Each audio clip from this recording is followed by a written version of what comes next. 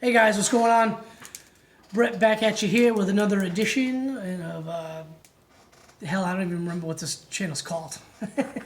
We got some stuff in the works, trying to get a rename for it, kind of link it in with the college football discussion group we got on Facebook. Some coaches on there, there's some writers on various sites. I believe one of them is 11 Warriors. We got a 24/7 guy on there. We got a couple of Big Ten position coaches. A couple of coaches in the group of 5, and then a bunch of high school football coaches. So it's a really good discussion group. So we're trying to get things in the work and kind of merge the two together, if you will. But got some news and notes for you. I got the schedule pulled up for this week. Great slate of games this week. Big Ten starting. So there you go. You got all the Big Ten. There's a lot of good games in the Big 12. There's a couple of sneaky good games in the ACC. Nothing really going on in the SEC this week. Last week, we had Florida. Had to have their game versus LSU postponed. Probably good for both parties. Miles Brennan, they're playing South Carolina this weekend. Miles Brennan couldn't play last week against Florida. Probably not going to play this week against South Carolina. That could be a sneaky good game without him.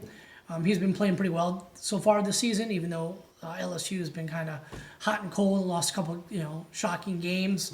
But that should be a good game. Tennessee, Alabama, not going to be a good game. But it's interesting that after Dan Mullen complained about the crowd size at A&M, and he's sitting there going, well, we need to have, pack the swamp.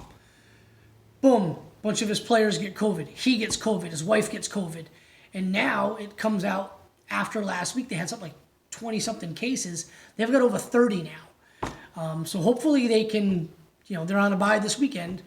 So hopefully they can kind of get things in order. They got a game next week. The week after that's Georgia. So they need to get guys practicing or else they're going to be in trouble. So other than that, not a whole lot of news and notes. So let's get into some games. Tomorrow, the action kicks off tonight, Arkansas State, App State, but really it kicks off tomorrow with Illinois going to Wisconsin, number 14 Wisconsin. Now, I was going back and forth between Wisconsin and Nebraska for my Big Ten West champion pick. Really wanted to go with Nebraska after all they did with the Big Ten, pandemic response, how they're not going to play. We all know that I think it was Iowa, Nebraska, and Ohio State were the schools that wanted to play from the get-go. So they threatened to sue the conference, talking about leaving the conference and getting a schedule going outside of the Big Ten. You had that jackass Desmond Howard saying that, they should be kicked out of the Big Ten. Nobody cares, dude. Shut your mouth. Nobody cares what you have to say. The Big Ten conference does not rule college football. Sorry. Ohio State kind of rules college football, but not the Big Ten conference, dude. You won the Heisman back in the day. Michigan's pretty much irrelevant, so shut your face. Anyway, so we got Nebraska pulling all those moves. I kind of thought if they don't make a big push this year, they're going to kind of look a little silly maybe. Just my opinion. I could be wrong, but I really thought they would make a push in the Big Ten West. So I'm going back and forth between them and Wisconsin.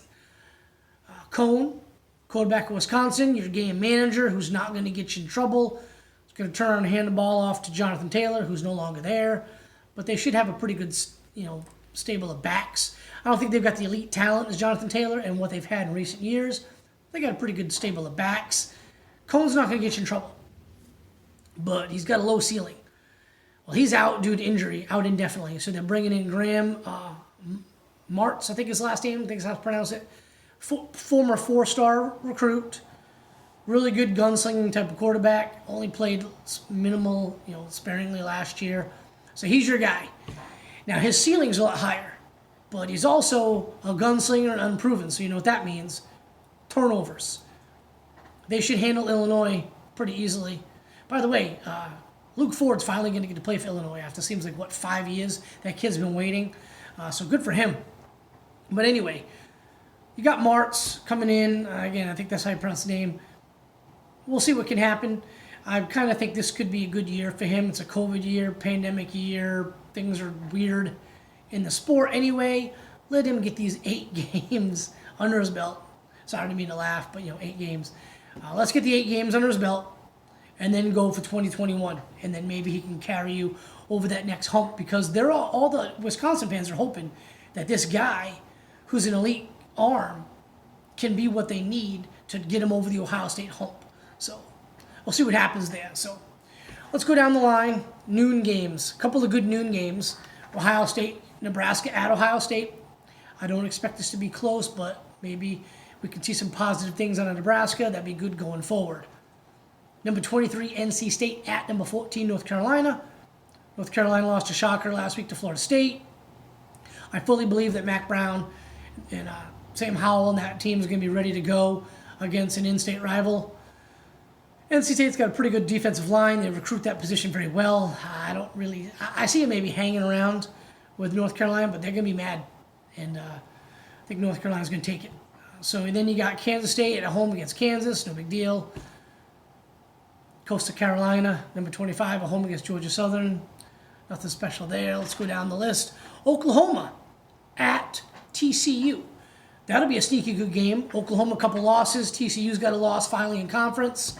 So we'll see what happens in that game. There's a lot of those games because I believe, let's look down, Texas plays Baylor at 3:30. These are multiple conference loss teams that are still kind of in that pack. You got Iowa State playing Oklahoma State. Again, they're at 3:30, I believe. Yep, 3:30.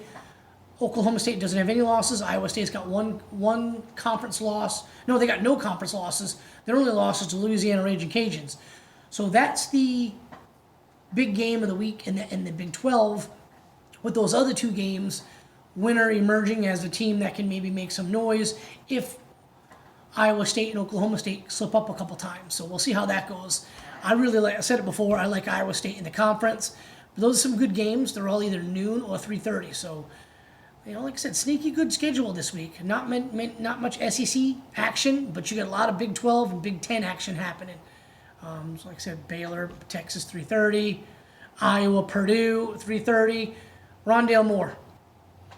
Just put that game on, like on your computer screen or another TV, just to watch him. Or put the Texas-Baylor game on 3:30 and maybe the, Penn State-Indiana game 3:30, and then maybe just pay attention on your phone when Purdue has the football and turn to the game when they're on offense. Miami, Virginia, sneaky good game at 8 o'clock. Utah State, Boise State at 7. LSU, South Carolina, 7 o'clock at night. That could be a good one. Kentucky at Missouri, that could be a good one. No big marquee matchups in the SEC, but there's some pretty good games. To me, the nightcap, though, is that BYU Texas State game. Texas State at BYU, 10:15 at night. I've said it before, I'll say it again. Watch BYU. Similar to the Purdue game, just pay attention to when BYU has the football and then turn the TV on there if you want to watch something else. Number 9, Cincinnati at number 15, SMU.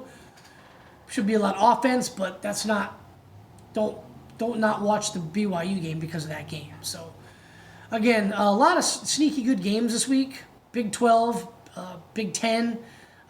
Most of those games are must-see TV in my opinion. So definitely get multiple TVs ready at your house. I got a wedding to go to this weekend, so I'm probably gonna miss the end of those afternoon games. I'll probably start catching those night games, second quarter of the night games. So we're really looking forward to seeing who establishes themselves in the Big 12.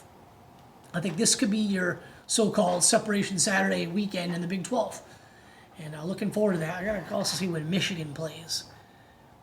Michigan's at night at Minnesota, 7:30. That should be a good game. What's Michigan going to do at QB? Believe Minnesota got their wide receiver. I think Bateman, he opted back in, so that's huge for them. So looking forward to seeing what they're going to do. Is Minnesota going to be a one and done, or are they going to be something? PJ Fleck going to have them year in and year out competing. We'll see how it shakes out. So anyway, I'm really looking forward to these. Got a lot of good matchups, a lot of good games. Like I said, sneaky good week. That's going to be the theme of the week, sneaky good. So anyway, hope you guys enjoy it. We'll get back at you with Terry on Sunday for a recap. All right, take care, guys.